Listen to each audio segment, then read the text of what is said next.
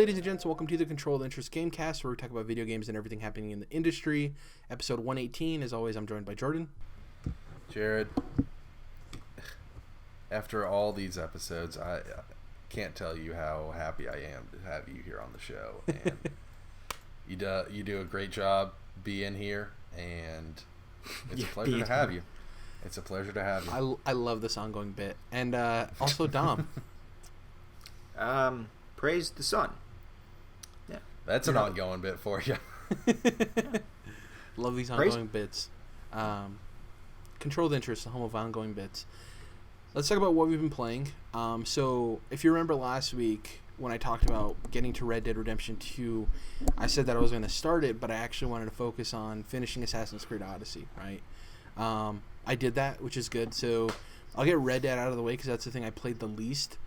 Because I was so focused on finishing Odyssey first before I dove in, because I knew it would take over for me in terms of what I'd be playing.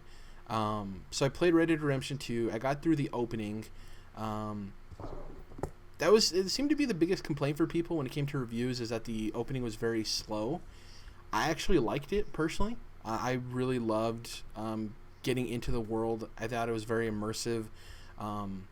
I don't know. I really enjoyed it. I know you played more Red Dead than me, and you'll have much more to say, Jordan, but what was your opinion on the opening? Did you feel it was like too slow for you, or did you dig it? The opening, is you mean like story-wise, or just in general? Just pacing, because that was the biggest complaint, is people felt it was very slow. Like, you didn't actually get to where I stopped, where like the world opens up to you for a while. Yeah, I'll try not to go too far into this, since you are asking a specific question, but I will say in general, this is a very slow-paced game, deliberate. Yeah. I wouldn't say monotonous. I would say it can be tedious, though. And so, obviously, that includes the beginning of it. But I am personally very, very, very much enjoying the pace of the game, and really have very few complaints, if any, as far as that's concerned. So, I'm definitely taking my time with it, and so it kind of lends itself towards that. It kind of asks you to take this slow-paced journey and kind of walk alongside it in that sense, and I'm enjoying that. So yeah, I'm cool with the slowness, if that's what you want to call it. Yeah, because so obviously we know Red Dead's a Western, obviously, and for me, Sure. Westerns tend to be like just slower pace. It's just the way, for me, the genre feels. And Yep. When I was going into Red Dead Redemption 2, I wasn't expecting a fast-paced narrative or, fast-paced gameplay. I knew it was going to be slow and methodical, and it was kind of going to peel back its layers like an onion. So the opening of it I really enjoyed. I love how and this isn't really too spoilery, but you start off in a very snowy area, very snowy, with a huge snowstorm going on. And then by the time you hit the open world, it contrasts to like lush green environments. And I just love that contrast at the beginning of the game, because right off the bat, It shows you how dynamic the game can be in terms of its locations and environments. So I really enjoy that. I have literally not too much else to say because I don't want to spoil it, because I know Dom's eventually going to get into Red Dead Redemption 2. And I think the opening, though it's like an opening and it shouldn't be full of spoilers, I don't think it is. I still think it's special in what it does. So I kind of don't want to go into that too much. So I left that there. I got to the point where the world opened up to you, and then I stopped playing because I knew I was immediately going to get hooked. So I stopped. Yeah. Then I went back to Assassin's Creed Odyssey. I finished the main campaign. It took me 60 hours, relatively. But that's not just, critical path. You're doing a lot of other stuff. Oh, yeah. Towards the end, I was crit pathing just because I wanted to be able to finish this and get to Red Dead. I would say I got to about probably level 47, doing whatever, like doing a main mission here, doing a bunch of side stuff. Once I hit like halfway through level 47, that's when I was like, I'm going to focus on the story missions and get that stuff done. The cool thing is, with the series that goes as long as Assassin's Creed, you always worry, especially like, say for instance, someone like you, Dom, who's not really into Assassin's Creed. Say for instance, you were like, oh, I'm going to pick up Odyssey, but I'm afraid that I'm going to be boggled down by all of the past Assassin's Creed stuff, and I don't want to get lost, right? the cool thing with this narrative is that it's entirely self-contained in the sense that it focuses on Cassandra or Lexio's story, depending on who you pick. And when you finish the game, that's it for you. Like, if you're not super into the Assassin's Creed lore and the Templars and Assassins and all of that stuff, and you just wanted a really cool game with a really good narrative, it does that, right? And that's great. The cool thing is, once you finish that narrative, there's 2 other main objectives you can do. And I'm being vague because Jordan's going to be playing Odyssey, and I don't want to spoil it for him. But there's 2 other big objectives you can do. And both of those, when you finish them, they're a little bit more time-consuming. So when I finished both of those and I put the ribbon on the game until I come back for DLC or to clean up achievements, it was about 70-ish hours. So this extra stuff took me about 10 hours. And both of them, when you finish them, unlock more information about the very Assassin's Creed nerdy lore stuff. So having to do with Templars and Assassins and that whole backstory, Eden, and all of that stuff. And that's really cool for me as somebody who's super into that stuff. But I like that it's attached to the extra stuff that isn't required for finishing the main narrative. You know what I mean? So if someone like you, Dom, wanted to get into Odyssey, you could play through the game, finish the story, have a really cool story, and then unless you really wanted to finish those other things, you didn't have to worry about it. A lot of the real deep Assassin's Creed lore wasn't like dumped on you, you know? So I really love how they split that up. The game's awesome. By the time you finish the game, you're decked out in legendary gear. I had like the Horse of Hades or something like that. It was like a horse that was on fire. The Horse of Hades. I ended up finding the Trident of Poseidon, so I had that, which the allowed Trident of Poseidon, which was pretty good. Had a really cool ability that allows you to breathe underwater. So it allows you to clean up those areas and not have to worry about controlling your breath and going to the surface. It's just really cool. The customization on the weapons, being able to add your own upgrades to them and decking them out. There's a whole quest line that has to do with the Daughters of Artemis, which is really cool. That's a side quest. The Daughters of Artemis. Artemis is the goddess of the hunt, so it has to do with hunting.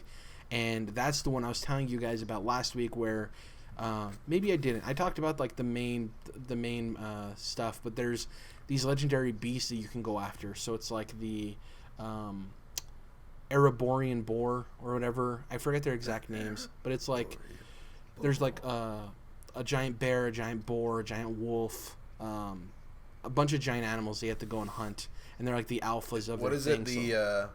The Atlaean lion. Yes. I don't know. It's like the lion that's the Zodiac. He's like an undefeatable, indestructible lion back in the day in Greece. Exactly, yeah. So it's all of those ones you know from Greek mythology, and they're just like really big versions of them. The lion was expected, and the bear, and some of those. The coolest one for me, I think, was the hyena, because it's not naturally a video game animal. Like, you don't really fight hyenas all that often in video games, right? You fought lions in a bunch of games and bears and stuff. But the thing that was really cool with them is they were very unique. Fighting the legendary wolf felt like fighting Sif from Dark Souls, Dom. It was just that quick, like the quick movements, you know what I mean? Really cool. And they all had their own unique fighting styles. Like the boar, he actually farts and produces these gas clouds. If you stand in, you get poisoned. And they don't disappear. So you kind of have to... His battle is all about staying on the move and moving from place to place. The bear is big and lumbering. It's not that fast. But when it hits you, it packs a punch. So you have to like change your fighting style for all of them. It's really cool. The Nemean lion is what I was thinking. Nemean lion. There you go. Yeah. I haven't played Assassin's Creed 2 in a very long time. And that's my personal favorite. Currently, as it sits, I know I just finished the game. So I'm like on a hype high of like just finishing the game and being excited and really enjoying it. I would say currently, without looking back and playing Assassin's Creed 2 again, this is currently my favorite Assassin's Creed game I've played. Now that's tough because we've had the conversation of it not really feeling like old traditional Assassin's Creed. It's just a new breed. So that's a whole conversation of its own. But yeah, I really enjoyed it. Now I'm gonna hop into Red Dead. And I played more Magic the Gathering Arena, but not too much to say there either. And that's pretty much it for me. Just finished AC Odyssey. I didn't even get to the Spidey DLC because I was so focused on getting AC Odyssey done. Because when you're that close to the end of the game, for me personally, I want to finish it. I'm not like, I need to finish every game I start. But this game was hooked me so much narratively that I was worried if I got into Red Dead, it would just get lost in the mix and I never come back to it. You know what I Yeah. mean? So Yeah. I just really wanted to focus on finishing it before I dove into Red Dead. So unfortunately, I don't have too much to say about Red Dead. I know Jordan, you'll talk about it shortly, but I'm just happy that I finished AC Odyssey. I'm gonna finish the Spidey DLC next. I'll probably finish that tonight after we're done recording, and then I'll hop into Red Dead. But I'm gonna finish the Spidey DLC before I dive deep into Red Dead. So you've been what about burning. you guys? Have What you guys been started playing? it? Have you started the Spidey DLC? Yes, I have been. I think you're gonna say burn the candle at both ends or something, Dom. Or I don't know what you're gonna say. I have been going deep in gaming and trying to get through it. Jordan, I haven't started yet. I have it downloaded, but I haven't even touched it at all. Gotcha. Yeah. Yeah, I'd say if you critical path the story, it's probably an hour and a half to 2. Yeah, it's like 3-4 for everything. So I set aside that's like I'm gonna do that time. If you don't mind, I'll jump in here since we're talking about it. Okay. Finish the Spidey DLC. I got a complaint. Oh. So it carries over from the main game. Yeah, I know. Out of this world, right? So in the main game, I talked about how I was a little bit frustrated that they made you wait 10, 15 seconds before your next story mission would pop up. It sounds, and it would kind the of way you just encourage described it makes you sound extremely impatient, but there actually is, it does feel longer than that, but I think you're right, it's only... Well, and they're recommending that you go do side missions. I think what it is they've made this beautiful, awesome game, and they just want people to experience it. I just think that for me, I think It's also not I'm after already every gonna- mission. Yeah, and I'm already gonna do a lot of the side stuff, but I'd like to do it when I feel like doing it, and not before and not after. And that's why I paid $60 for the interactive video game, open world game. So I just don't understand why they changed that from kind of the, for better or worse, open world formula, if you will. But anyways, the reason I bring it up is because now sometimes you have to wait several minutes before they'll let you go to your next story mission, which I'm just like, guys, what are we doing here?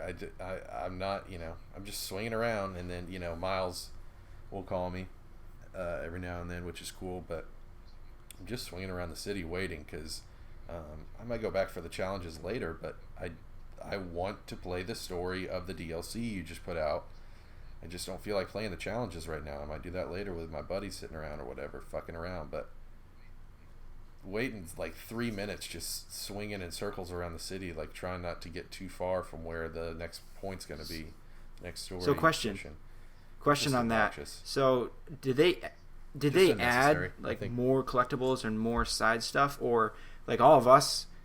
Yeah, okay, yeah. All right, because I was going to say if I went into that, and I will say that much. Sorry, I was just going to say it's meaty in the sense that it's got a solid 2-hour campaign, I would say. And then there's, I think, at least 3 new types of challenges, or 3 types of challenges. Some of them are new, some of them are adding to existing types. But yeah, it feels meaty. Okay, that's good. Because if they hadn't added new side stuff and collectibles and challenges. Yeah, if they were trying to get you to play the old stuff right. too, yeah. Because then I'd be like, well, I literally did everything else in the base game already. Then that would definitely be kind of all right, you know what I mean? I need new stuff too if you're gonna make me, Well, I will say this much: when he's I guess I'll try to clear my head and do some patrolling around the city or whatever. I'm like, dude, I'm already kind of getting pretty over leveled here, and it was never going to be a hard game or anything like that, but if I just kept doing side missions, I would be super fucking over leveled for these story missions. So personally, I try to kind of keep in a general range. I'm not sure if there's behind the scenes enemy scaling or some shit like that. Who the fuck knows? But anyways, moving on from that, I really don't have many complaints. I think I wouldn't really say there's new mechanics per se.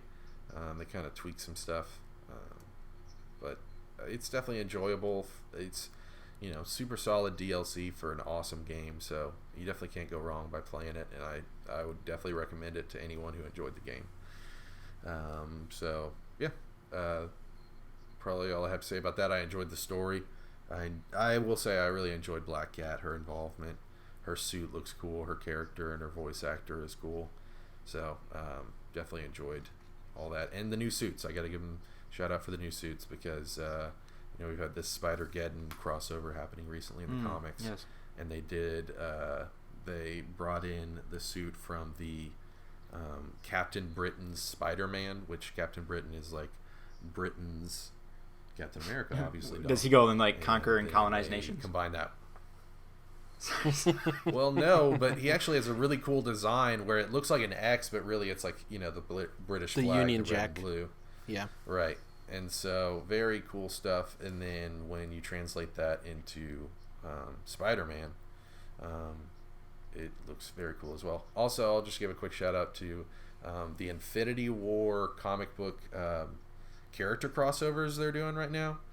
They have Soldier Supreme, which is Captain America and Doctor Strange, and they have Arachnite, which is Spider-Man or one of the Spider people, and Moon Knight. They've got a bunch of them that are really cool, but I just think that stuff's very enjoyable what they're doing with that. So, okay, so Red Dead Redemption. Here we go. Lay it on us. The second is a fantastic game. It is absolutely, without a doubt, my favorite game since The Witcher 3 Wild Hunt. It is absolutely, without a doubt. Before you go on, let me just preface this to let you guys know behind the scenes that Jordan isn't even a big Rockstar guy. This is somebody who I would say I'm relatively negative on Rockstar. Yeah, yes, this is actually really impressive. Yeah, and we were also saying behind the scenes, I've kind of talked about this a little bit, but it's funny how if you had told me several months ago in the spring, Dom, you didn't hear this, if it was like, hey, Jordan, so this fall, you're going to be way the fuck into Red Dead Redemption 2, and Jared will not really have played that because he's so far into Assassin's Creed Odyssey, which you haven't even fucked with. Yeah.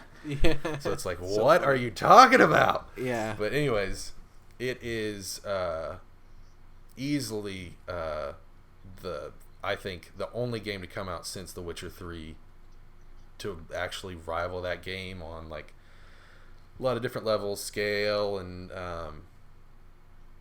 there's a lot of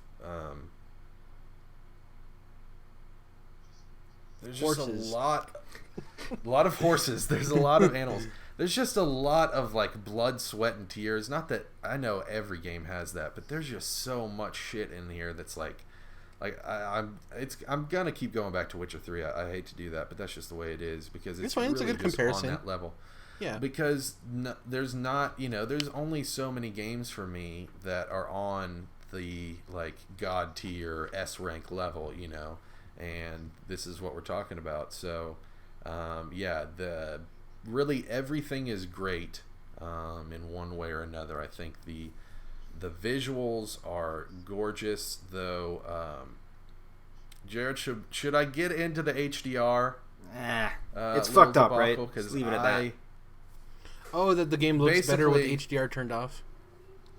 Well, I'll try to explain it real quick.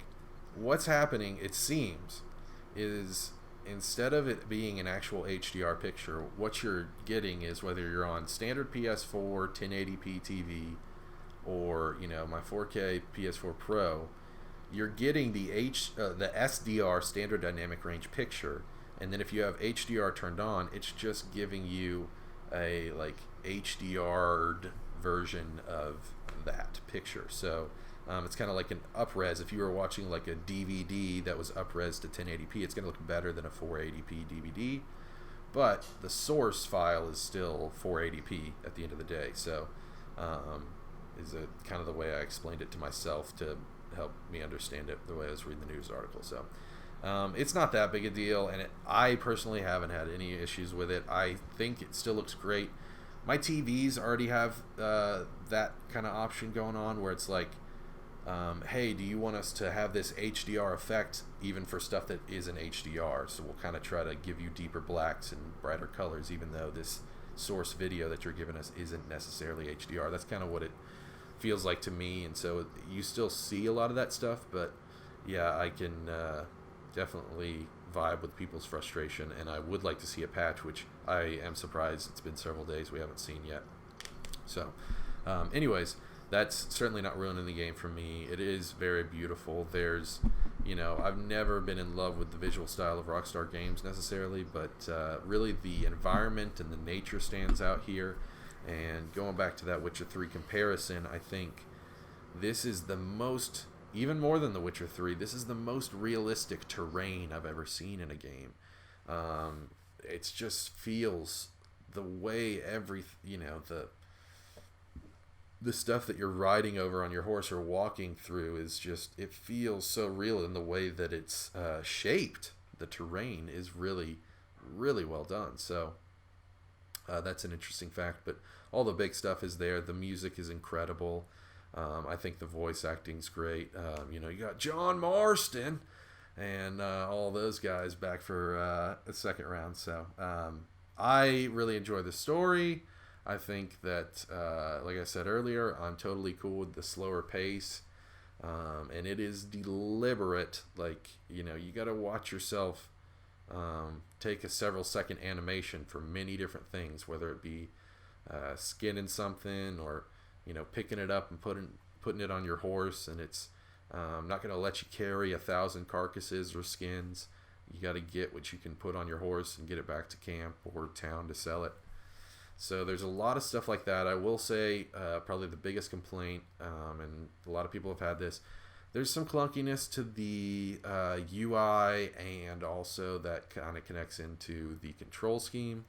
It's one of those games, I think, that once you start really getting the hang of it and play it for a while, you're in a lot better shape, and it really starts to come together for you, and you don't really have nearly as many issues.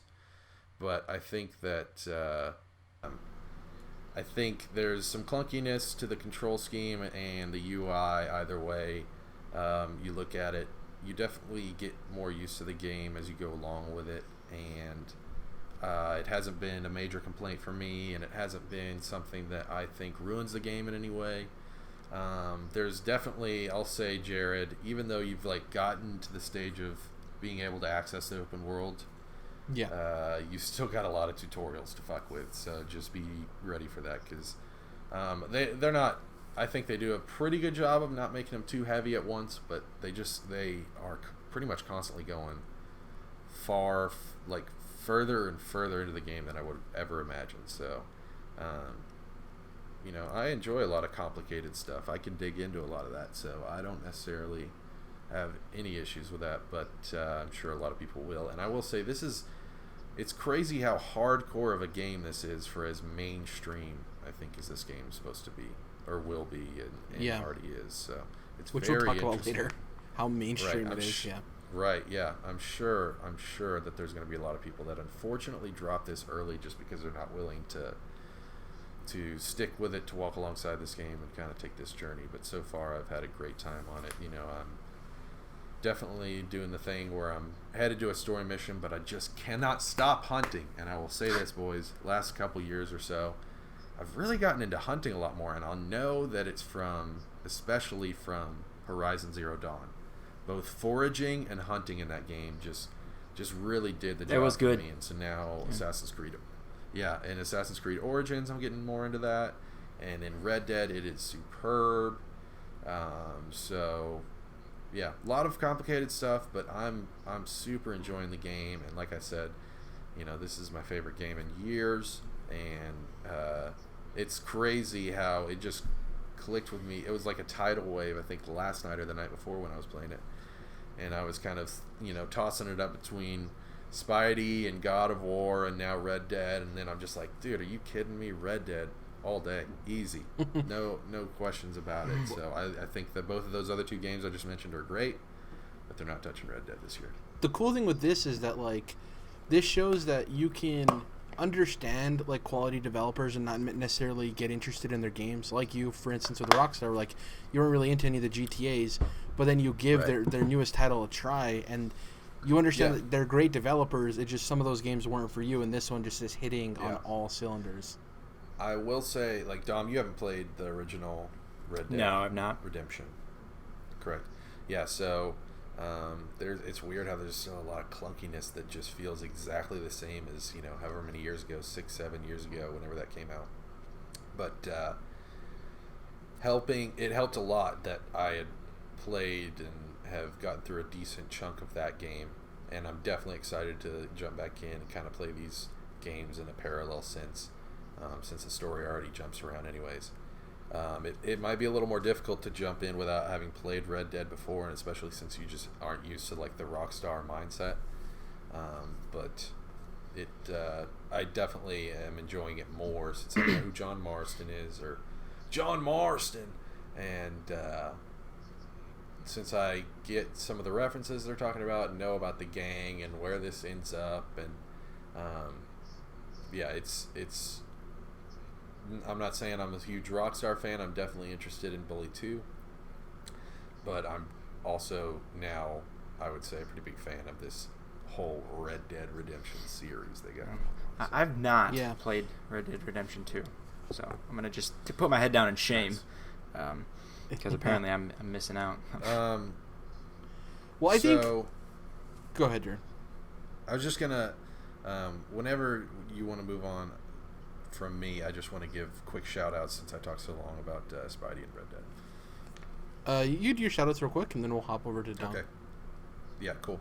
So, Overcooked 2, I want, mess around with it solo once I download it on Switch, and I want to get through that campaign. But as I figured, they just don't balance this game for single player, which I totally understand.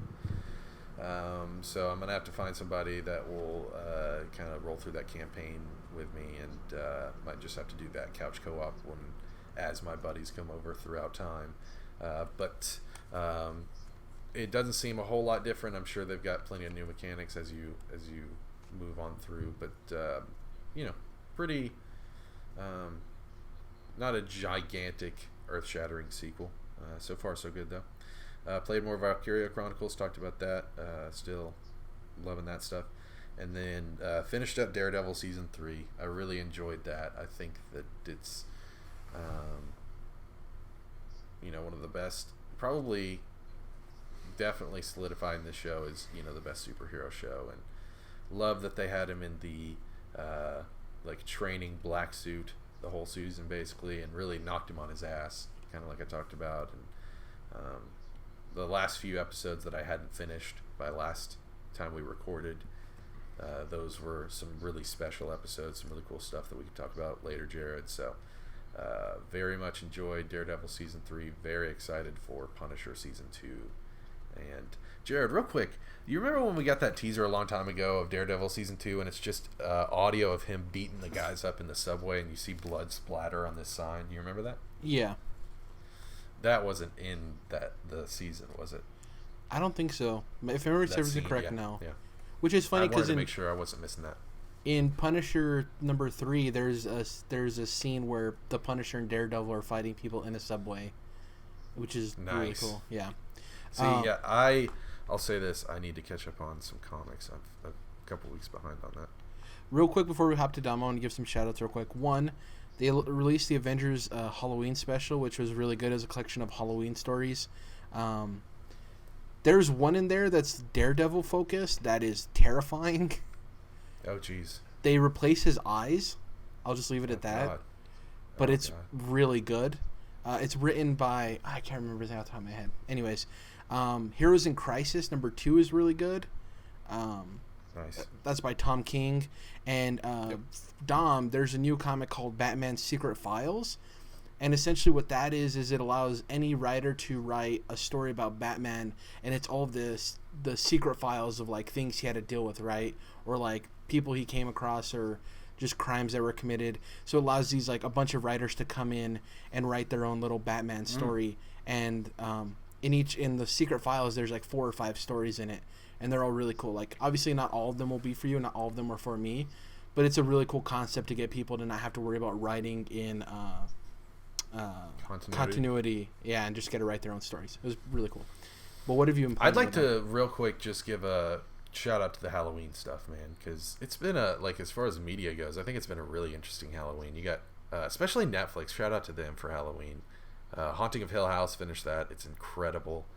Castlevania Season 2 was really cool. I think the best video game adaptation. Episode 1 of Sabrina was cool. So a lot of cool Halloween stuff, not just Netflix all over the place, but happy freaking Halloween this year, man. It also getting It Chapter 2 getting a release date for next September 6th, which is dope. Ooh. Can't wait for that, dude. So I said I actually didn't play Red Dead Redemption 2. I have to I'm committed to it. I'm gonna play that game. It's everything about it I've heard is just so far directly up my alley. Just haven't gotten to it yet. But not only did I not play that, but I didn't play any games since we last talked. That's literally at all. What I did do, 7 episodes through Haunting of Hill House, and it's utterly fantastic. Jordan, I'd agree with you there. It's just a great show, in addition to a great horror show. And I'll say I was first introduced to that style of a show with This Is Us, that kind of constant flashback and then current event storytelling side by side. I don't know who did that first. Yeah, but going through with the family. That's an awesome way to tell stories. I think it's really cool, and both shows do it really well. So, you like how each character kind of gets their own episode, especially like where you're at, those first 6 or 7 episodes. It's like each character gets one episode that involves everybody else. That's a pretty cool format. 6 is the episode, right? Yep. Like the crazy episode? Yeah. Okay. But I would honestly say there's multiple in that season, man. I mean, it's crazy. No, I know it's not talking about quality or stuff that happens. I'm saying like that's the episode people talk about because like the continuous shot or whatever.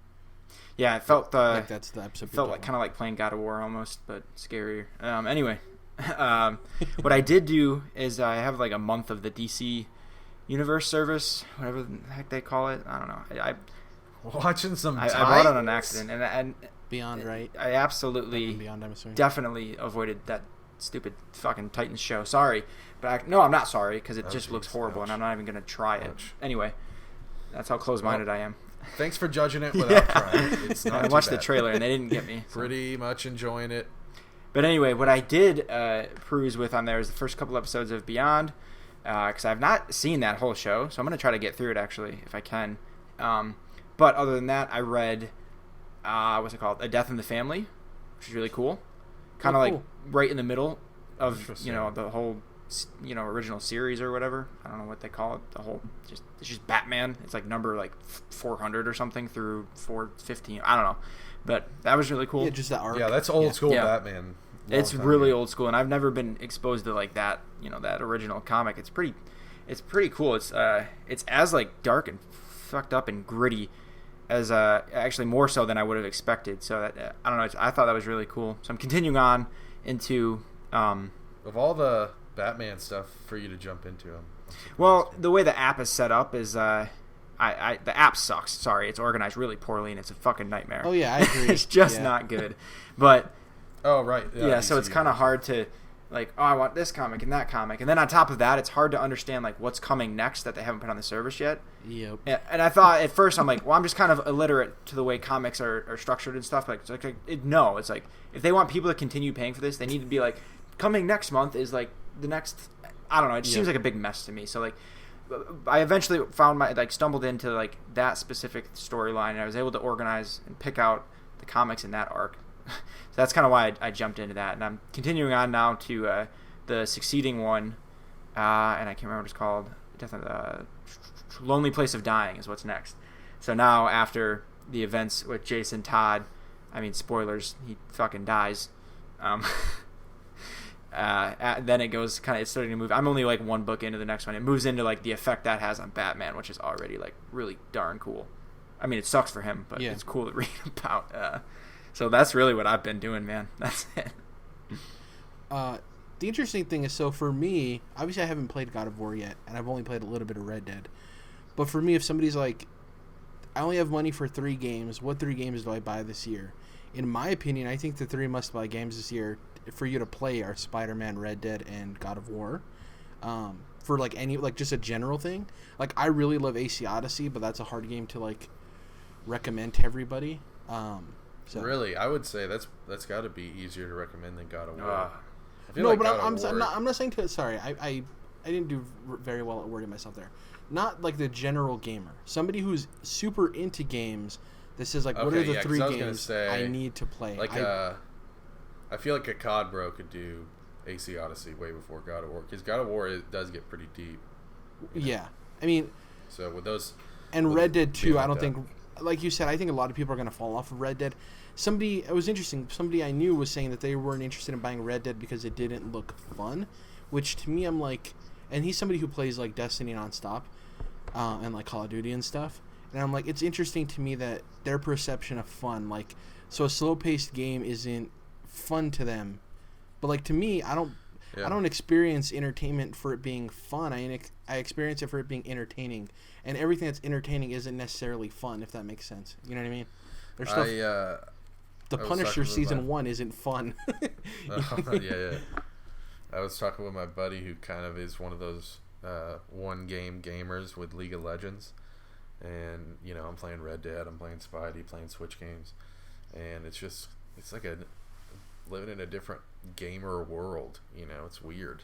Yeah, I have friends who are like, why would I pay like $15 for an indie game? Indie games suck. I'm like, wow, you're just like on a different plane of existence. You know what I mean? I have friends who are like, I haven't even watched Titans yet. It's funny that Dom was like hard out. I was like, I watched an episode and I'm like, I can wait.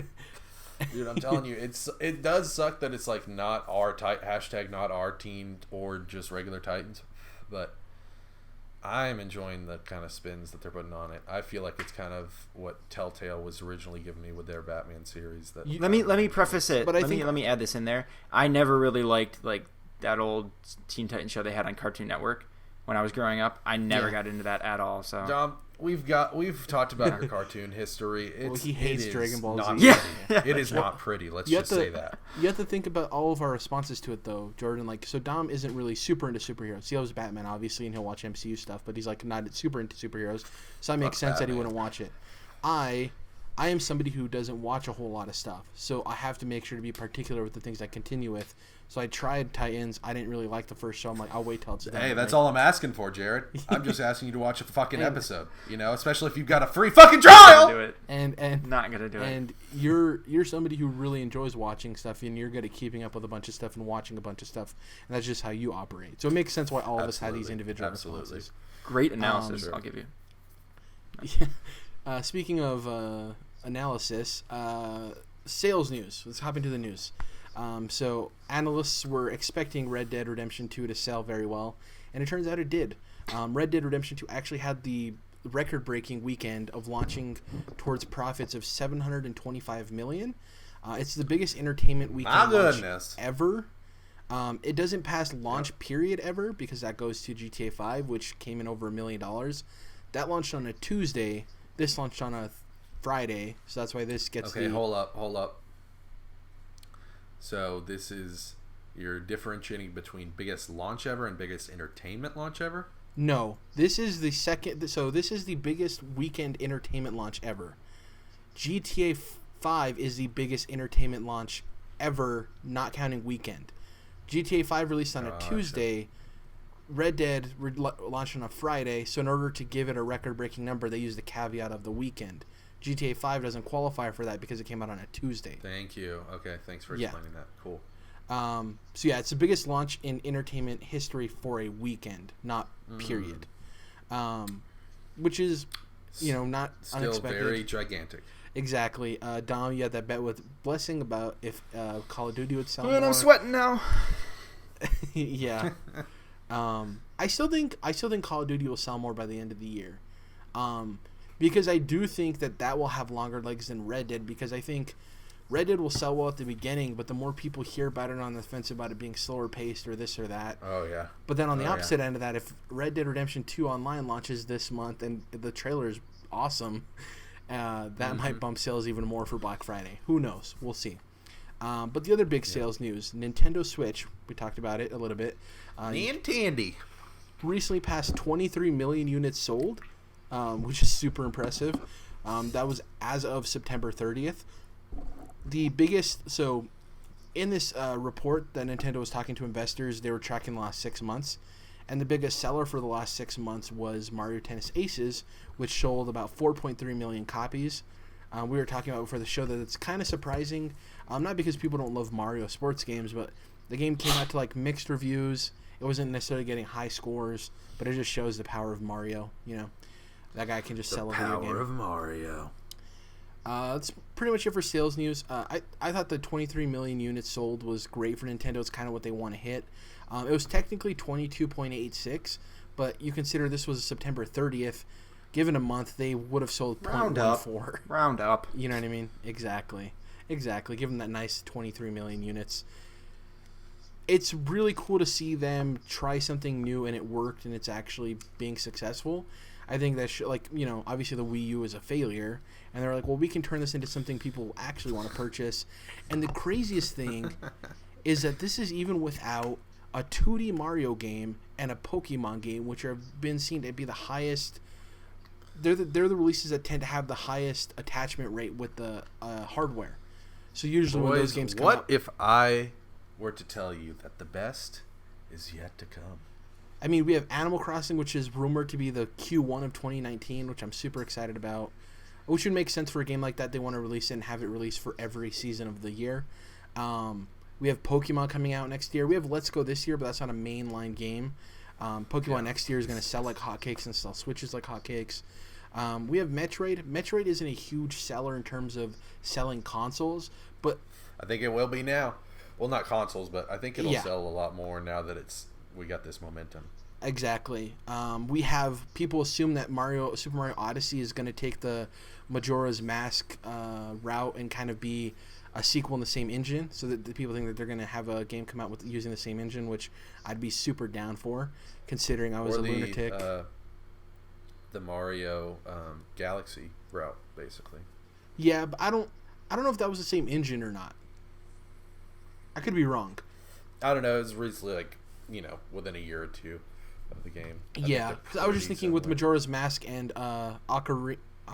Good lord. Yeah, Ocarina. Yes, Ocarina of Time. Orcarina, Jared, is how you pronounce it. That those came out within 2 years of each other, and those are on literally the same engine. So we might see that. Yeah, reusing assets. They'll definitely reuse some assets, dude. Exactly. And we don't even have the 2D Mario. We don't even have Mario Maker sequel or port yet. We have some heavy hitters. Are you guys interested in playing the remaster of Mario Bros. U? No. Maybe. It's coming out at $40, I think, right? If memory serves correct. I could be wrong about that. Yeah. Maybe I'm wrong about that. Probably. Something like that. I'm possibly interested in it. It's one of those games that if there's a good sale, I'll probably get it, but it's not a launch thing for me. It's definitely not one of the ports I was looking forward to. If it's a great couch co-op game, then I'm definitely in, especially at $40. Oh, it is. That's what it's known for. Strong suit. So yeah, it's definitely for I'm co-op probably play. certainly in because I haven't played 2D Mario in hold the phone. Actually, stop the press. My life. Hold on, Miyazaki. Wait. Yeah, I know he's a pussy, but he doesn't want to get the platinums on PS3 for all the fucking Dark Souls. And he's wanting me to hold the phone. He's wanting me to hold the phone. You Miyazaki. know the button. Can you just hold the phone for a minute? You know the button to push. Yeah. You've never played a 2D Mario I mean, I don't think I've ever. Yeah, I don't think I've ever fully played through and beat a 2D Mario game. I don't think. Oh, beat. Okay. I mean, it's still surprising because the first Super Mario Brothers is 40 minutes. You know, I mean, all these years later, Dom, and you still haven't finished that game. What the fuck? Yeah. That's funny. I don't know. So maybe this would be the first. Yeah, I mean, Super Mario Maker, I really want that port. Yeah. I mean, Treasure Tracker got ported, and I'm shit. I'm terrible because I was once that gets ported, I'm going to buy it. I just haven't gotten around to it because there's so many games to buy this fall, and then I had to buy a PS4. I mean, I had to buy a PS4. You did. Miyazaki's getting a little impatient here on the phone. He wants Dom to know that he thinks he's. Did I commit to doing that to you? I feel like I did. No. I just told you that Miyazaki thinks you're just a worthless You're piece right. of excrement because I committed to Miyazaki. You won't get the platinums on PS3. God. You didn't commit to anything. This is like, I guess I worked some magic on you because now you're like, I guess I gotta fucking do it, man. Okay. Well, you're pushing the buttons. The Demon Souls plat is like something that's been weighing on me. Like, do I need to go and get it? If Miyazaki-san were here now trying to present you a samurai sword, I would say, sir, you're gonna have to come back later because he's not ready. Okay, we got some news to get through, so let's move on. We got some Rockstar rumors. We're talking about Red Dead Redemption 2. These aren't corroborated fully, so these aren't like super confirmed rumors, but it is interesting. So a Reddit user basically talked about this information he had gotten from a Rockstar employee, and he now felt like he was comfortable enough to share it because he felt the information had disseminated amongst like a lot of employees, so that way it wouldn't be tracked down to the specific person he talked to. Here's the information. 1. He states that there will be Red Dead Redemption 2 remasters that will be ported to next-gen consoles, and they will release in fall 2020 alongside the next-gen consoles. So this is like trying to confirm that next-gen is going to be happening in 2020, which isn't too surprising, kind of makes sense. The second part, so Rockstar, according to this, cut features due to the lack of power of current-gen consoles, and they'll be adding some of those features in the remasters, which makes sense because with with GTA 5, when it went from Xbox 360 to Xbox One, they added in first-person mode, there was wildlife and single-player, there's a bunch of new additions that they just said they couldn't fit into the 360 version, 360 PS3. So it makes sense. Most of these check out, which is good and bad because that means that they're very easily you can come up with these, right? If you're faking rumors or leaks, they're like, oh, that makes sense, so draw a clear line there. The third bit, you talked about Bully 2 earlier. A couple of months ago, we had the rumors of job listings for Bully 2. He states that most of Rockstar, now that Red Dead Redemption 2 is out, have shifted focus onto Bully 2, and that'll be launching in early 2020, so the same year as the remaster, but way earlier in the year. And I know people are going to be like, oh, how are they going to make a game that fast? Apparently, Bully 2 is only going to be slightly bigger than the first one. It's going to focus more on visual fidelity, making the game look good, but it's going to be a smaller project for Rockstar in terms of scope. So it's not going to be the Red Dead or the GTA. It's just going to be a follow-up, and it's going to be slightly bigger than the first, which wasn't that big.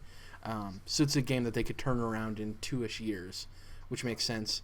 And then the last bit is that GTA 6 is currently in like pre-production planning phase, and that they are aiming for 2023, but realistically they expect to shift to 2024. They think they're going to hit 2023, but realistically, like, it'll probably come out in 2024. Out of all of these, which one do you think is the most likely out of all of this, or do you think all of it's pretty believable? Definitely the port remaster, whatever we call it, of Red Dead 2. That's like guaranteed because we know that, not the year specifically, like fall 2020, right, but that it's happening. Yeah. That's got to be happening because we just watched them do it. Yeah, with GTA 5, right? And we know that the next gen consoles are around the corner, more or less, in the next year or two. So I think that's the most likely, followed by Bully. GTA 6, to me, that's like, yeah, they might have that on the roadmap in a PowerPoint somewhere, but like it's so abstract that's one of those, like, who the heck knows? It's not really worth. It's probably true as a rumor, I guess. Like someone saw that on a roadmap, but yeah, GTA 6 is being worked on. Right, exactly. Yeah. But I don't know. And the thing for it to come out like 2023, 2024, if the consoles do come out in 2020, the reason GTA hits those crazy sales numbers is because there's an install base. So they're definitely not going to release it anywhere near the launch of the consoles. Good point. So It would be a couple of years into the life cycle, but who knows when that life cycle is? You know what I mean? So I think a lot of this stuff is very believable, which sucks because that means that you can easily be like pessimistic and be like, oh, this is just stuff anybody could have come up with. Or it could be, well, it don't make sense, so like, yeah, it's good. Yeah. You know what I mean? It's like it's teetering on that line of a lot of this stuff is so believable that it's like, oh yeah, somebody easily made it up, or like, oh no, that's guaranteed. That's like, it all makes sense. You know what I mean? So I agree with you. I think the remaster is like guaranteed it's going to happen fall 2020. I do think it'll launch whenever the consoles launch or near it. I'm under the belief that 2020 is when at least the Xbox comes out. So that would line up for me. But who knows? I don't know. Rockstar is a huge company, and for them to turn around a slightly bigger game than Bully 2 in 2-ish years, I could totally see that. If it's going to be slightly bigger. I think they've probably been working on that for a while. Yeah, but not like think how long they've been working on Red Dead. Not a full workforce. I guarantee they probably had a solid team on it, and then once they have the entirety of Rockstar working on it, yeah, they can easily get that done. Let's hop over to PlayStation. We have some PlayStation news. This is actually interesting because our last 3 news stories are all it's PlayStation, we have some Xbox news, and we have some Nintendo news. So kind of hitting all of the bases there. So the first one is from the PlayStation blog. They announced the full lineup of PlayStation Classic games. I'm going to go through them. We're going to talk about the hits, the misses, and then the ones that people are like wondering where they're at. So these are all the games that people are super stoked are on it. Final Fantasy VII, Oddworld Abe's Odyssey, Rayman, Resident Evil 1 Director's Cut, Ridge Racer Type 4, Super Puzzle Fighter 2 Turbo, Siphon Filter, Tekken 3, Tom Clancy Rainbow Six, and Wild Arms. Those are games that all like reviewed in the 90s and are like beloved games. They're not the cult classics or anything like that. Those are like the solid ones, right? 11 of them.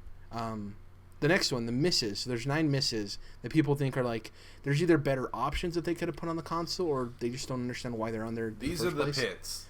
Those were the hits. These are the pits. Exactly. Battle Arena Toshinden, Cool Borders 2, Destruction Derby, the first GTA, which is interesting, Intelligent Cube, Jumping Flash, Mr. Driller, Revelations Persona, and the first Twisted Metal. Now I know what you're saying, Jared. Twisted Metal is awesome. Yes, Twisted Metal 2 is decidedly, but anybody would say that game is objectively better than the first Twisted Metal. So though Twisted Metal's on it, and that's like, oh cool, Twisted Metal got a shout out. 2's a way better game. So it's an interesting list. You expect when these classic consoles come out, they're gonna have a lot of the heavy hitters, but then they're gonna have a lot of like fill-ins, right?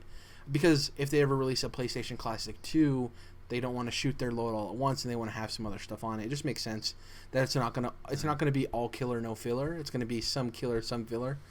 Some 41. But it's still weird though if you think about how few of the actual games that came out on the console are on these consoles. You know? Exactly. There's so many games that come out, and it's like we're just gonna handpick a tiny little handful and throw it on here. And obviously they wouldn't want to put the entire library on there, but they could easily fit the entire library of ROMs into that thing.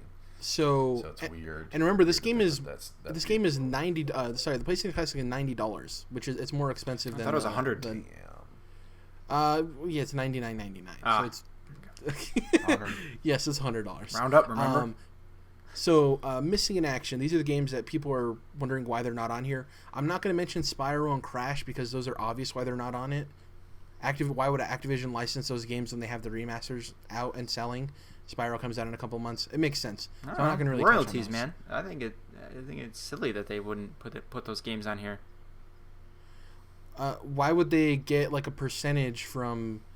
Because people are dying to play those games. They'd rather purchase those games. Like they want them to purchase the remasters that are selling for $40. Oh, then also I don't think that this would really impact the sale of the new versions. They could just work out a deal with Sony and like we'll put our original games on your old console, your little mini console thing, but we want whatever percentage makes sense of the profit, I guess. Yeah, I just think that Activision doesn't want to license those out because I personally think they have other plans for the classic versions that they kind of want to do their own stuff with. So I don't know. We'll see. I just didn't want to touch on those because they're kind of like there's an obvious thing to point to. Given your point, yeah, it's not a solid reason, but it is a reason. These ones kind of. So the first one is Ape Escape. The reason there is there's not a DualShock in it, and Ape Escape requires a DualShock controller. Suikoden, people love that game. That's a game that is like a cult classic kind of game. It's not like hugely popular, but people love it. Final Fantasy Tactics. Another one that makes sense why it's not on here, Castlevania Symphony of the Night. That game is backwards compatible on Xbox One, and then they recently had the Castlevania Requiem come out, which people are kind of upset about because it features the PSP voice acting, which apparently is like way worse than the original.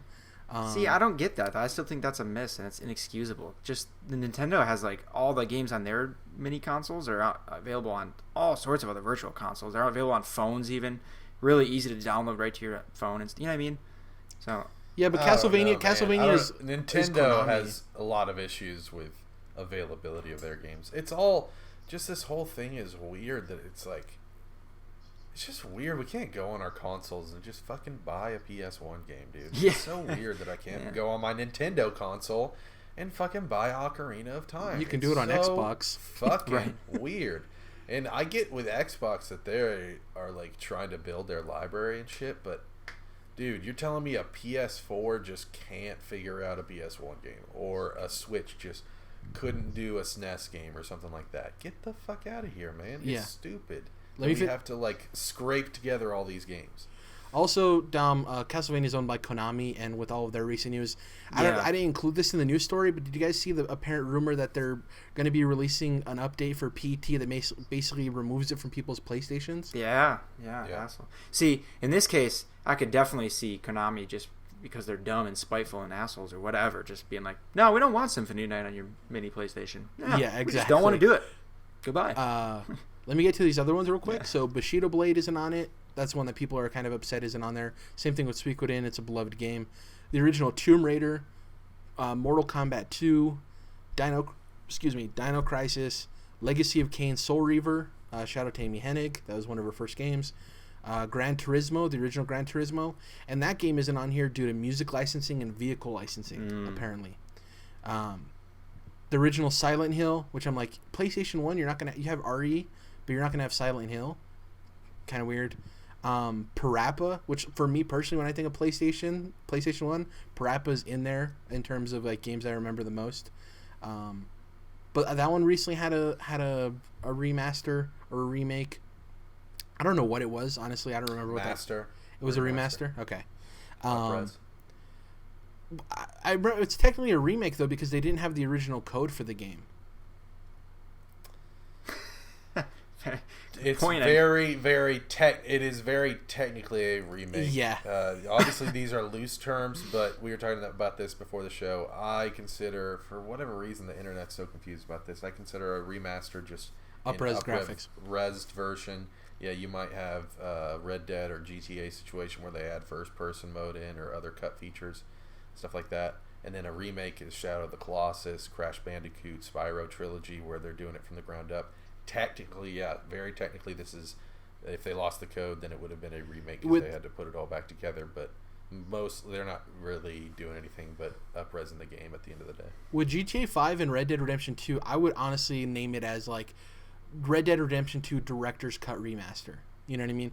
Because you get the remaster that it's up-resing the graphics, and the director's cut is like kind of insinuating there's stuff in here that wasn't in the original release without it. Cause you know what I mean? Yeah, it's unfortunate that some remasters are more director's cut type shit or kind of Game of the Year edition, and then some are very bare bones. You know, it sucks that it's not more of a standard, but. You know. Quick question. Obviously, we all have our own nostalgia here and there.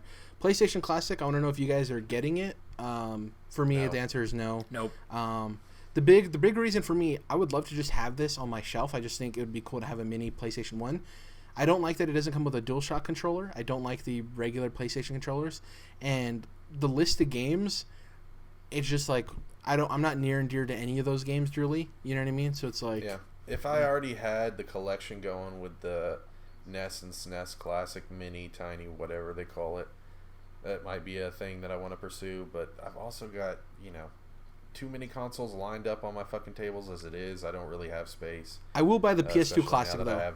Guaranteed. I will buy the PlayStation 2 Classic. Yeah, I mean, that's a different story, I honestly don't have the connection. I never owned a PS1, so yeah, I would have a much stronger connection to PS2, but I also have, that's one of the consoles that is taking up space, is my OG PS2 Slim, so.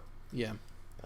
Us being younger too, so I have a partial connection. I'm a little bit older than you guys, obviously. I have a partial connection to the PS1, but it's like I got it super late, and I played Crash Bandicoot, Spyro, Parappa the Rapper. I didn't play the Final Fantasy 7s and all of these things. You know what I mean? So it's a lot of these don't really hold value. Yeah, because you're a kid. Exactly. Yeah. Playing kid games. You, Dom, you're not buying it, right? I don't think you have a connection. Exactly. I had no connection. So. Well, you said the first Nintendo thing you would think about was the GameCube, or was it the 64? It was the 64, and I'll quote myself. It was exactly what I said. I said, I will knock over older women and children in my quest to obtain an N64 Classic. Yeah. For me, the first one would be a Game Boy Color for Nintendo. Ooh, I'd be in that too. Go-to. I'd definitely toss a actually, little kid. Yeah. See, that's a toss-up. Like, if I have the console, do I need the Classic? Like, I have my original N64. Oh, do I need don't. a fucking Classic? I don't. Yeah, I don't. And I'm not even playing those things, really. The PS2 we'll play. Sometimes we'll break it out and have fun. But, I really... You guys know I'm into emulation, and I won't go into it. But I'm just... I can have all those ROMs there, and that's really just the way to go for me, so... Yeah. To each their own. Next up. Microsoft is reportedly in talks to acquire Turtle Rock Studios. A couple of weeks ago, we talked about them possibly acquiring Obsidian Entertainment. That news story was talking about it basically being a done deal, right? Just needed to cross the T's and dot the I's. And this one is a little bit more loose. So according to reports, Microsoft is currently, or were, trying to acquire Left 4 Dead / Evolve developer Turtle Rock Studios.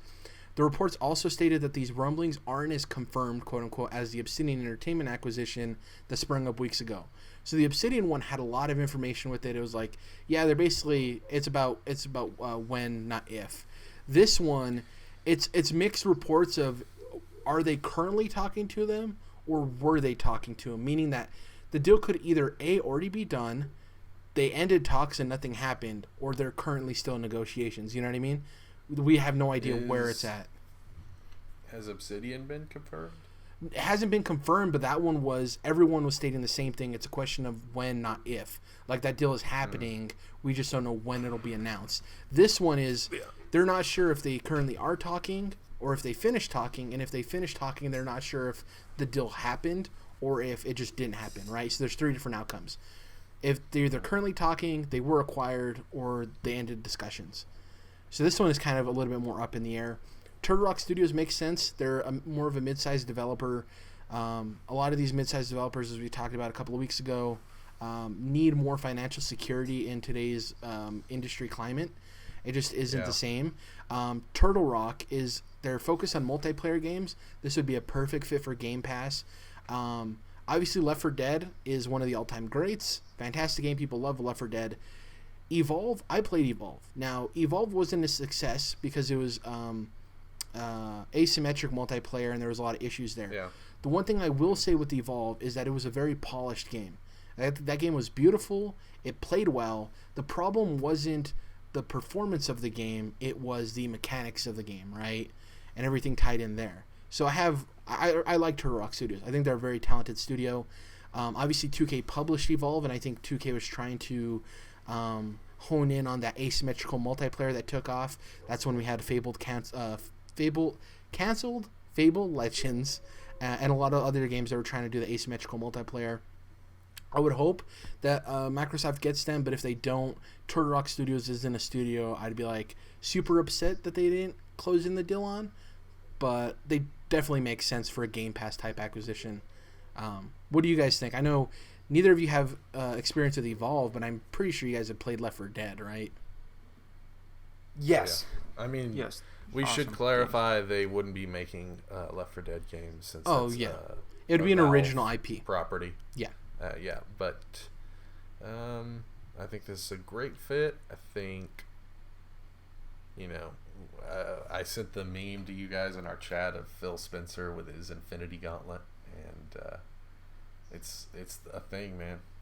I'd honestly love to see this, and I think you pair this with Obsidian. Maybe that's what they're doing is, trying to pair this with Obsidian. They got that Xbox Experience deal, so man, I think this is cool stuff. The monsters in Evolve were so well crafted, and I really like the AI of them, and just like being on the same field as them and the scope and the size of them. Man, I would love to live in a world where Microsoft buys Turtle Rock Studios and has them make a Western Monster Hunter. Well, I was gonna say, they're really on the upper side of AA. I would really push them more into the AAA category, but you won't kind of recognize the name that you might recognize other AAA studios for. So these guys could come out of left field and make a badass game that, you know, gets really big and does a lot for Microsoft. And I think Obsidian's a little bit more AA, or definitely more AA, but could you know, maybe bolster up a little bit if they got bought by Microsoft. Probably the same thing that we might see with Ninja Theory, and then these guys might come out with some home run, you know, like Guerrilla Studios style, where they're really making something that you wouldn't have expected from that studio that really knocks it out of the fucking park. So we'll see. Also, really cool logo. Not to be understated. Turtle Rock Studios has a really cool logo. Yeah. It's interesting. Like, I do think they're a studio that hasn't had... So I would compare them to Insomniac. No, give me a second. I don't think they've had this success Insomniac has had, or the... They haven't had the success or the catalog, but I do think they have the talent. You know what I mean? I think that if they had the funding behind them and the structure, I think they could definitely do something. Obsidian, you mentioned, is really interesting because when they had the budget, Fallout New Vegas is, for a lot of people, considered the best Fallout game. You know what I mean? And they've had to scope down their projects due to them having to do Kickstarter type games. And though Pillars of Eternity are great games and they review very well, you can tell they're based off of the budget that Obsidian has. I do think that Obsidian, I agree with you that at its current state, it's more of a AA developer. With a Microsoft budget behind them, they look like a studio that plays up and down to their budget, which is really smart. And I think given a budget, we could see them return to that New Vegas type polish in terms Park. of it being a... Yeah, and a Stick of Truth too, which that one had development issues, but I don't think that was entirely on Obsidian. I think that had to do with all of the rights behind the scenes and then having to do with Ubisoft and THQ shutting down and that whole issue. Yeah, like I said, this isn't as confirmed as Obsidian, so I wouldn't be surprised if we don't hear anything about this for like a year or so. But I could also see this also being an announcement at XO18 in a couple of weeks, or a week, more than a week. A week? XO18 happens on the 10th, and we're currently the 1st as of recording this for people listening. Yeah, so 10 days from now we can. No, round down. Last bit of news here as we're closing out the Nintendo Direct. Smash, not a whole lot of announcements. I want to get through this and then we can close out the show, but I want to talk about briefly why this game turned me from a day one to I'll buy it at some point. So they announced the 2 final characters for the base roster: Incineroar, the Pokemon, and Ken, an Echo Fighter of Ryu from Street Fighter. They announced World of Light, which is a single-player adventure mode that has you obtaining spirits in character-related board game like Overworlds. So if you use Pac-Man in this mode, it's like a Pac-Man style looking stage, and you go through and you end up fighting these different spirit fights. They introduced the spirits mechanic, which are essentially these PNGs that you unlock of different characters from various game franchises, and they have attributes attached to them. So there's different rarities. So there's like a novice, there's 4 different rarities. There's a novice version all the way up to legend, and there's 2 different variations of that. There's the main spirit that you attach, and then there's sub-spirits that attach to that spirit. It's kind of gotcha in a way. I gotta say, I'm just gonna say, this seems more like the type of complicated that's gonna piss me off as opposed to the type of Red Dead complicated where I can get on that vibe. I see what you're going with. Yeah. You want me to learn these tutorials and really get into the vibe that you're going with. So this seems, kind of like what you're saying, like a gotcha scheme, almost like, kind of like backdoor shady type bullshit. The spirit stuff can be used in the spirits mode as well as local multiplayer, but it can't be used online, which makes sense because it gives you advantages. That's the single player for this. And before we get into the rest of the information, that's what turned me from a day one till I'll get it when I get it. I'm not somebody who has friends over all the time like you, Jordan. I'm not somebody who tends to play local multiplayer. I don't have a wife, Dom. So I'm definitely in a different area than both of you guys. So for me, I would enjoy playing multiplayer, but the single player where I can spend a bunch of hours collecting stuff. I didn't even mention they removed the trophies from the game that you can unlock, which kind of bummed me out because I really like the trophies in Smash games. It just lost all incentive for me for it to be a day one. So I never had it actually for this one because my wife isn't going to want to play this game with me, and I'm not going to play it by myself really either. So exactly, it's kind of a bummer where like I would love to play some Smash, but realistically I'm not really ever going to play it by myself. Yeah, I'd play that Well, adventure I will mode. definitely, I will definitely kick the tar out of you online if you're. That's if the you're online down, works. Yeah. Well, true that, but this, I think for me, it's, this is probably not going to be my favorite game of the year. I don't think it's going to knock Red Dead off of its horse, but I think this and Assassin's Creed Odyssey will probably be my Christmas games. Yeah. And that'll kind of be like the games that I want to play for the year, the big ones at least, I should say. And so, yeah, I'm not saying I'm dying for it, but I do think it's going to be a very enjoyable experience, and I am looking forward to it. Yeah, and that's the funny thing is, like, I'm not saying anything about. I think the game is probably going to play very well. Smash always does. There's a large roster of characters. It's just, you guys are talking so much shit right now. I can't even believe it. Yeah, for my specific situation and for Dom's, it's not something we're rearing to play. On top of the fact that I'm still trying to get around to playing God of War. So for me, why would I spend $60 on Smash when I could spend $60 on God of War? You know what I mean? And you need to. Do you think? Oh, yeah. You won't be spending 60 on God. You know what I mean, though. You know, I'll probably get it for like 40 or 20. Well, it just permanently price dropped. And you could get God of War and Horizon for that 60. But exactly. Anyways, yep. With Smash, Jared, do you think if they had shown you a trailer on the level of like some what's the Brawl single player called? The Emissary, yeah. Not Starship, Emissary, something like that. Yeah. Do you think if they gave you a trailer that hype that you'd be getting there with it? I love the trailer for World of Light. I just think the gameplay looks boring. If I'm being completely honest, like going to these worlds and doing these like scenarios to get these spirit fighters that like I can't even use online, and like I don't know, it just doesn't seem like it's not a worthy investment for me. It just doesn't seem that fun. Subspace Emissary. Yeah. And honestly, a big blow too is the trophy thing, because for me, the single player, like unlocking all of those trophies and getting all of those is really cool. And I know it's kind of dumb, but like the collection and all that stuff and the challenges don't really do that for me that they have in there now. They have like the broad I design. get so upset over the dumbest little shit. So I don't think trophies is small at all. That's a giant part of what I consider Smash, or at least recent Smash. So I don't think that's dumb at all. Yeah, let's get to these last couple of bits of news for it. There's going to be 5 pieces of DLC. Each DLC is going to contain a fighter, a stage, and multiple music tracks. They're going to be $5.99 a piece, which is pretty good. Nintendo's been known to gouge people for more. People anticipated it being $10 a DLC. The fight pass will be $25, so you're saving about $5 total. It'll include all 5 DLC packs. This is interesting, and this is something that I think Nintendo is getting a pass for. Not that I think it's like terrible, but Nintendo is known for not doing this type of stuff, and when they do it, people are just like, it's whatever. You know what I mean? When other people do it, they kind of like rub their nose into it. Did you say they're $5 a piece, the packs? $5.99. Yeah. Oh, okay. There's a pre-order bonus for Smash. A pre-order character.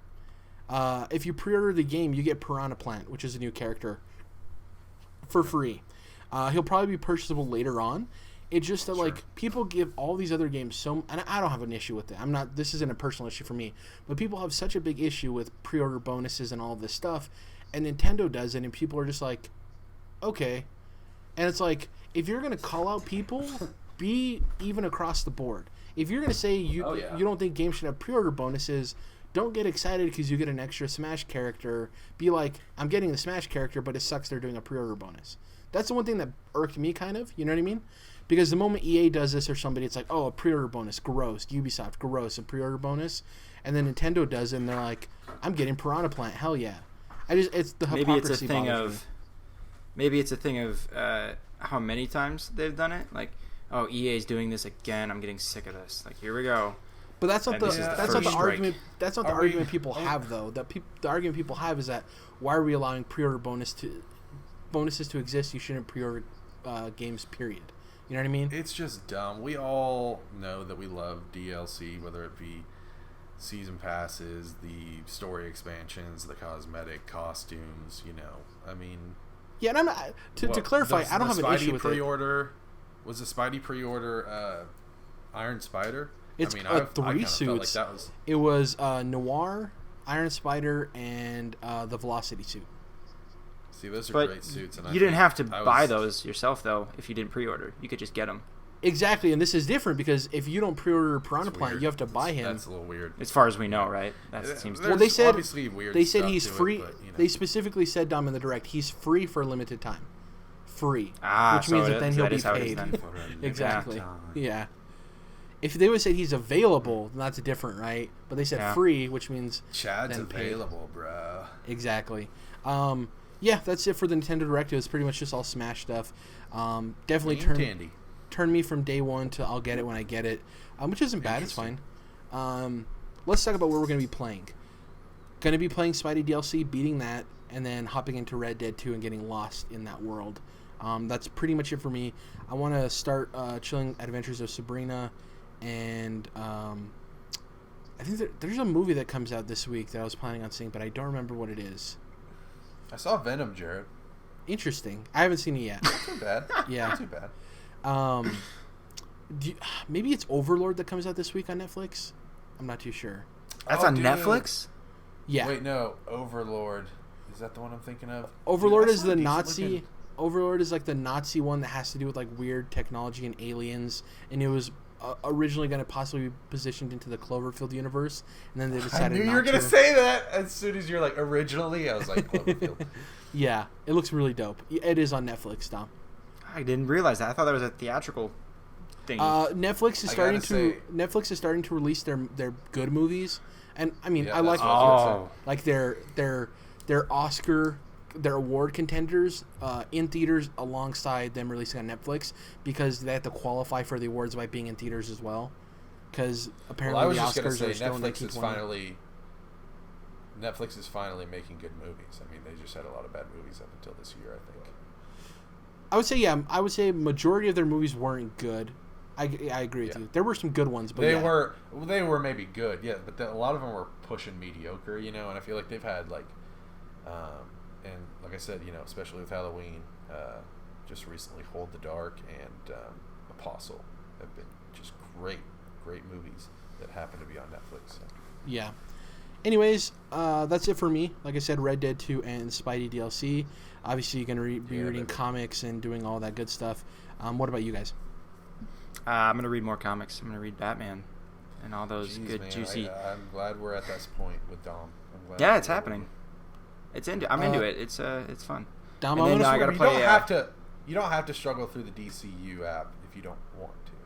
I won't after this month. Good. I'm gonna put some files for you to some Batman files for you, so you can do that. Grab sure, it. Sweet. So much easier if you just read them through a non-shitty app. Yeah, otherwise. Go ahead. Otherwise, I did download Hyper Light Drifter on Switch. I haven't even turned it on yet. So I gotta get into that. Looks Dom, good. And I'm teetering. Dom, when are we getting Dead Cells? I think Dead Cells is a game. When am I? Play. Yeah. I don't think I will. I've never really been into the idea of a roguelite or whatever. So Having to I don't start know that I over. will. It's tough, man. Yeah. I mean, for it to be like kind of like a side-scrolling Bloodborne plus you start over every fucking time. It's on that level of Into the Breach. No, I agree. It's great, but it's on that level of Into the Breach for me where I'm like, Jesus, how long can I fucking do this to myself? Like it's even worse than Bloodborne. Yeah. Spelunky is one of my favorite games of all time, so I'm like, oh man, I love roguelike. Yeah. Jared, I'll definitely sooner get Celeste because I haven't played that yet, and I think is I'd get that first. It's on the list. You're gonna love Hyperlight as well. Dude, the music in Celeste is chef's kiss. Oh, it's so good. Like I mentioned, the music in Hyperlight done by Disaster Piece, who I know originally from Fez. Keep an ear out for Hyperlight's music, man. It is, one of my from the favorite gameplay I watched for any video game ever. From the gameplay I watched, the music was like the most impressive thing about it. It was like the way the music combined with the art style. I was like, oh, I want to be there. Yeah, but play it on the best sound, whatever, bar or headphones, whatever you have, because it's worth it. Other than that, Dom, anything else? I've been teetering on the idea of Diablo 3 on Switch. I think that comes out like tomorrow. So I might. Diablo. I might see. We'll see. I'll let you know. Okay. Jordan, what are you going to be playing? Red Dead? Oh yeah, you know that. You know that, bruh. You know that. More Valkyria. Done with Spidey, but like I said, I gotta give Spidey a couple of little tiny shout outs here. I've never, we do play couch co-op a lot here. I've never seen a game where like we start handing a controller around as you do with people that enjoy playing games, getting together. And I've never seen a single player game where people were just jumping in and just fucking in it and got it, and the swinging, it takes them like less than 5 minutes to just go. And if they know what a DualShock 4 is or what a PlayStation control scheme is, then a lot of times they don't even get the controls from me. They'll just figure it out real quick. And so that's something interesting that I found this week with Spidey. But that's great to hear. We'll probably do some challenges with that. So I wouldn't say I've completely put Spidey down. Shout out to the suits too, man. I know I mentioned that Captain Britain suit, but just the suits. So many great suits in that game. Can't wait to see the suits in the sequel. Let's see. Or the other suits in the DLC. We have 2 more DLCs that are going to have suits too. There you go. There you go, bud. Some good. Like if the first pack of suits is any indication, I think we're going to be in good shape. So hopefully I'll have some buddies around that can roll through that Overcooked campaign with me, because I love fucking Overcooked, man, and I played the first one as long as I possibly could until I just couldn't keep 3-starring things on my own because it was ridiculously difficult. Just like halfway through the campaign, they just do not balance it for single player, which, like I said, I can totally understand. So we'll see about some Overcooked. And then, yeah, like Jared said, reading some comics and stuff. I've been trying to get back into doing some Gundam model kit builds, and have been working on some Evas from Evangelion, which are really fucking cool looking. So, yeah, we'll see. I'll be dabbling. Quick shout out, I meant to mention at the beginning of the show, watched an anime called Made in Abyss. Quick 13 episode guy, and really enjoyed it. Gorgeous anime. Cool ass story about this like pit in this island that just goes deep down. Reminds me a lot of Annihilation, which I've talked a lot about. And it's kind of, this like fucked up Lovecraftian shit that you're getting into as you descend deeper and deeper. And if you start to ascend back up to the surface, then you start to just get all physically fucked up and lose your humanity. So, but it's like a kind of kiddie looking anime. It focuses around these orphan kids that are going down into the abyss. So really cool series. 13 episodes, like I said. They're doing more. And then off of that, just a quick thing, I noticed that Castlevania just got renewed for season 3 like a couple days after season 2 premiered, right? And with American shows, that's pretty common. You'll see a lot of time, Better Call Saul before it premieres. Hey, we're doing the next season. A lot of shows that'll happen with. In fucking Japan, it's like Made in Abyss. We made a season of 13 episodes. A year later, we're going to announce that a year from then, we'll have the second season. It's like, okay, dude, I guess that's how we'll do it. And I'm not blaming anybody. They got other projects to work on, but it's just funny how those announcements work, how a lot of times it's way more spread out coming from Japan, especially the anime, which is what I'm watching from Japan. Because of the success of Castlevania, apparently one of the producers or writers is working on a Legend of Zelda adaptation. Animated. Yeah, and he mentioned Assassin's Creed after he did Castlevania Season 1 last year, and has kind of hinted at it since then, so it'd be great to get an Assassin's Creed series or movie. Dude, that's perfect for an anthology series. They've kind of done. Oh, man. Yeah, they've actually got some animated stuff in the Assassin's Creed universe, but nothing quite this cool, so I'd like to see that for sure. 2 quick shout-outs. First off, Bad Boys 3 is happening. Will Smith confirmed it today. Can't wait. Dom and I are super excited. And another shout-out. Halloween happened the day before of us recording, and Happy Halloween. Jordan, one of the Sprouse twins from the Sweet Life of Zach and Cody. And the Sweet Life on Deck. Come on, Jared. And friends. Dylan Sprouse dressed up as Trunks, future Trunks, and it's a super dope costume. Very nice. Shout out, yeah. Does he like have the look? Does he have the look down? Yeah, he even cut his hair like to look like Future it. Trunks. Yeah. Fuck yeah. I'll give it a shot. I'll give him a fair shake on that one. You know, I think the Sprouse twins, I was actually thinking about like Sweet Life and Sweet Life on Deck and all that. Some good shit, man. Just like Corey in the House, like some good stupid ass spin-offs, you know what I mean? Are already like not the best shows. But you know, with like Riverdale and some of the other stuff that they've done, it's interesting to see how they've like they're not like terrible actors and they've turned into, you know, pretty decent. The crazy thing is the Cole Sprouse, the ones in Riverdale, is actually going to be in a new rom-com. I think that's or not a rom-com, but like a young YA movie. Teen com. Yeah, no, not even a teen comedy, just like a young adult movie where he plays somebody who's in a sick in a hospital and he falls in love with a girl who's also sick in a hospital. I think that movie's going to blow up for the young adult audience. So that's cool for him. Maze Runner, The Fault in Our Stars. It's more like The Fault in Our Stars. And Dylan Sprouse actually is also having some success with acting, but he's been working on he has a fantasy series he's been working on that he eventually wants to see the light of day. That's like super inspired by like Tolkien and George R. R. Martin and stuff like that. So it's really cool. Anyways, greetings, Gremlin. It is good to see you. It's just cool to see people who are child stars not like burn out because of it. You know what I mean? It's cool to see them have continued success.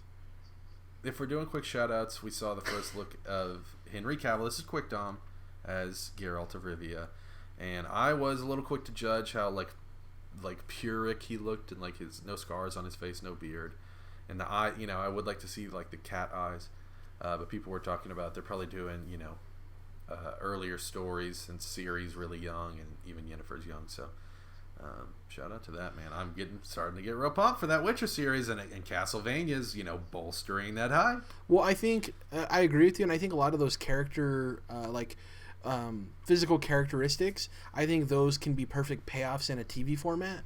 So I wasn't too worried. Mm-hmm. Like the first time we see him with a full beard as Geralt is going to be a really cool payoff in the show, and like all these things. Sure. So I'm cool with it. I think people are over judgmental.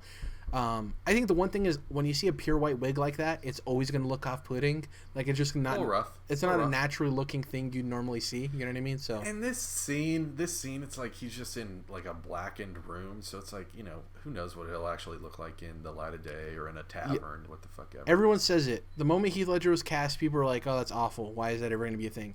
I will never judge something until I see it in motion. Even with Titans, as dumb as those costumes looked when we saw the set photos, and I was like, those look awful. At least you watched an episode. You know what I mean? Exactly. Thank you guys. Hey, not Heath Ledger, but Ewan McGregor's Black Mask. Let's fucking go, man. Thank you guys for listening or watching episode 118 of the Controlled Interest Gamecast. We'll be back next week with episode 119. If you can, please follow us on YouTube, subscribe, hit the bell notification, lets you know when our uploads go up. Smash it. Smash that like button. Let us know we're doing a good job. Leave us a comment if you want. Rate us on iTunes. Rate us 5 stars. Rate us 4 stars. Anything lower than that, just close the app. Go somewhere else. Break your dick off. Delete your Twitter. Exactly. Twitter. If you have Twitter, you can follow us at CTRLINT. That's Controlled Interest abbreviated. I am at Jared _ Dom is at Dom's Oreos, and Jordan is at Melomotus. You can follow us there. The Controlled Interest Twitter tweets out whenever our new uploads go out. I usually tweet about dumb trades that happen in the NFL or other stuff. That's pretty much it. We'll catch you guys next time. Bye.